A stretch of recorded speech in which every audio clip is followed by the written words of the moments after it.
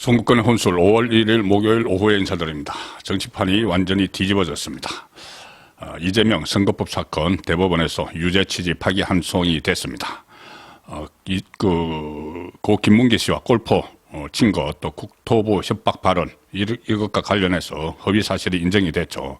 대법관 12명 중에서 10명이 다수 의견으로 유죄다 이렇게 판단을 했고 2명만 반대 의견을 냈는데 2명은 역시 문재인이 임명했던 오경미, 이홍구 2명의 대법관이었습니다.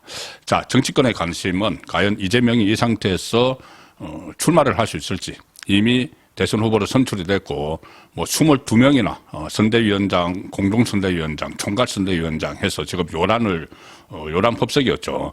그런데 출마를 못할 가능성도 상당히 높아졌습니다.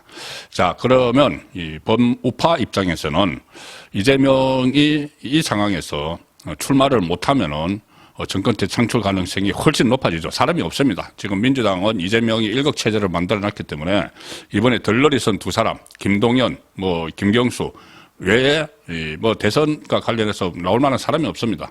자, 그러면은 이재명이 나오지 못하면 정권 재창출이 확실해졌고, 만약에 이재명이 나와도 이재명은 제 판단으로는 한 천만 표는 날아갔습니다. 왜 그러냐면은 이게 대법원에서까지 이 판결이 나왔기 때문에 본인이 만에 하나 대통령이 돼서 이 헌법 84조를 거꾸로 해석을 해서 재판을 중단시킨다. 이건 또 말도 안 되는 일이 돼버렸습니다. 이미 대법원까지 나왔기 때문에 대법원 전이라면 또 그런 억지 논리가 가능할지 몰라도 거기다가 지금 서울고등법원에서 신속히 서두르면 파기환송된 것을 유죄 100만 원 이상의 형을 때려서 유죄로 확정을 해버릴 수가 있습니다. 물론 그렇게 되면은 이재명이 또 재상고를 하겠죠. 재상고해서 대법원 가도 6월 3일 전에 대선 전에 다 끝나버릴 수도 있습니다.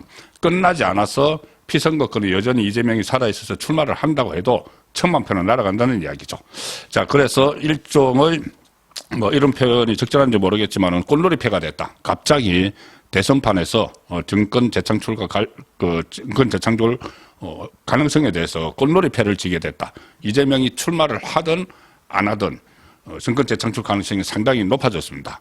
물론 지금부터 침착하게 대응을 해야 됩니다. 국민의힘에서도 또 지금 대선 후보 경선을 하는 김문수 후보든 한동훈이든 또 오늘 대선 출마를 위해서 오늘 사퇴를 했죠. 한덕수 대행이든 전 대행이든 침착하게 이 상황에 대처를 해야 되지만은 일단 전반적인 정치 평론가로서 분석을 하면은 꽃놀이패가 됐다는 이야기입니다. 자, 첫 번째, 지금 자진 사퇴 요구를 국민의힘에서는 하고 있죠. 민주당 비명계들은 아직 시간이 얼마 지나지 않아서 아직은 침묵을 지키고 있는데 아마 내일 좀 사퇴 이야기가 나올 겁니다. 여기에 대해서 이재명은 오늘 첫 반응이 나왔습니다. 대법원 확정 판결 직후에 오늘 또 대선 행보를 하고 있었는데 노동자 간담회를 하고 나서 기자들과 만나서 대법원의 유죄 취지 파기환송에 대해서 이렇게 이야기합니다. 제 생각과 전혀 다른 방향의 판결이 나왔다. 그리고 법도 국민의 합의이고 국민의 뜻이 가장 중요하다. 이렇게 다시 국민 파리를 했습니다. 국민 파리를 이렇게 한다는 이유는 지금 대법원 결정도 무시하겠다는 이야기입니다. 묵살하겠다는 이야기입니다. 의도적으로. 그래서 대법원이 지금 대선판에 개입을 했다. 지금 민주당의 스피커들을 그렇게 이야기하고 있죠. 그래서 대법원의 결정까지, 최고법원의 대법원 결정까지 무시하고 국민의 뜻에 따르겠다. 이 이야기는 뭐냐 하면은 선동하겠다는 얘기입니다. 선동. 개딸을 중심으로 다시 국민을 선동을 하겠다는 건데 이 상황에서도 선동이 될지는 지켜봐야 되는 문제고, 특히 이 국민의힘에서 이재명 후보 사퇴를 요구한 데 대해서 이재명은 이렇게 이야기합니다. 정치적 경쟁자들 입장에서는 온갖 상상과 기대를 하겠지만 정치는 결국 국민이 하는 것이다. 국민 뜻을 따라야겠다.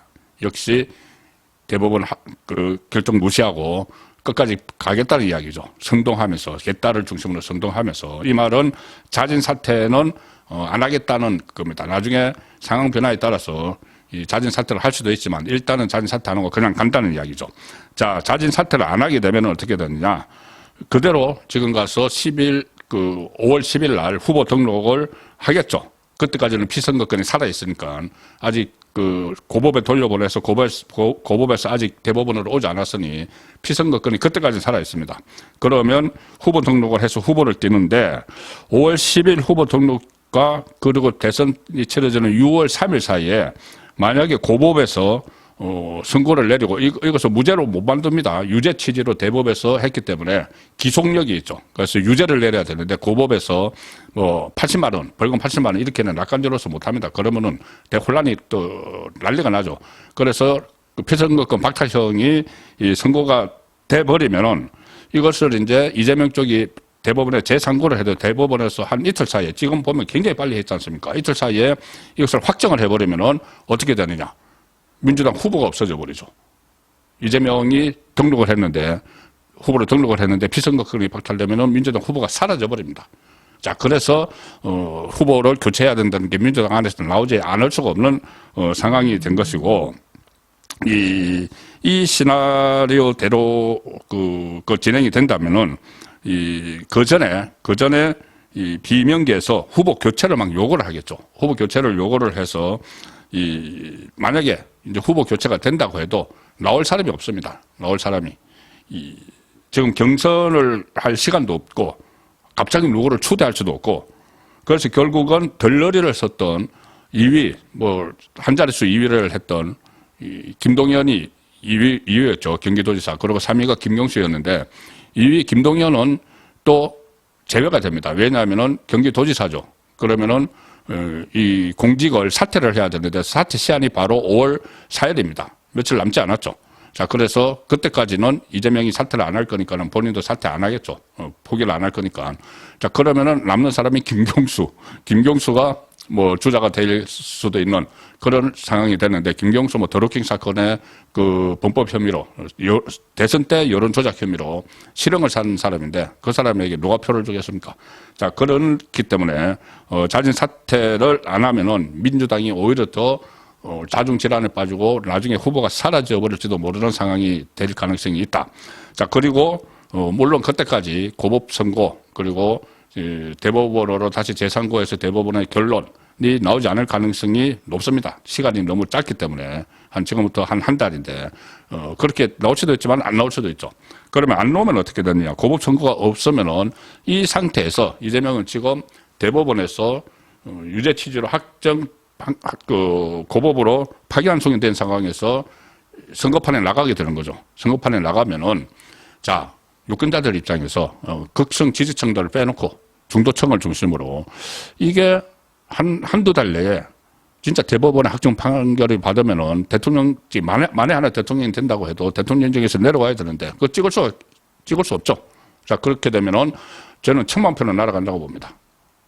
너무나 불안해서 대법까지 또 판결이 나왔는데 이것을 또 우겨서 84조를 재판이 중단된다. 재판이 중단되면은 나중에는 그거 어떡할 겁니까?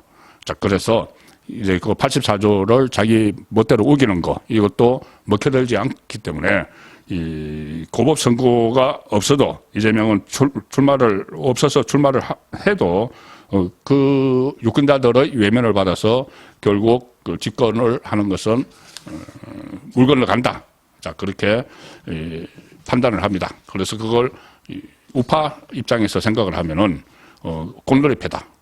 이재명이 출마를 강행을 하든 출마를 포기를 하든 정권 재창출, 우파와의 정권 재창출 가능성은 훨씬 높아졌다는 생각입니다. 자, 그래서 그런 상황들도 염두에 두고 지금 우파에서 범보수 진영에서 후보를 뽑는 작업을 하고 있는데 좀 신중하게, 침착하게 대응할 필요는 있다고 생각합니다. 잠시 후 7시 라이브 송국권의 정치 쇼 시간에 다시 뵙도록 하겠습니다. 감사합니다.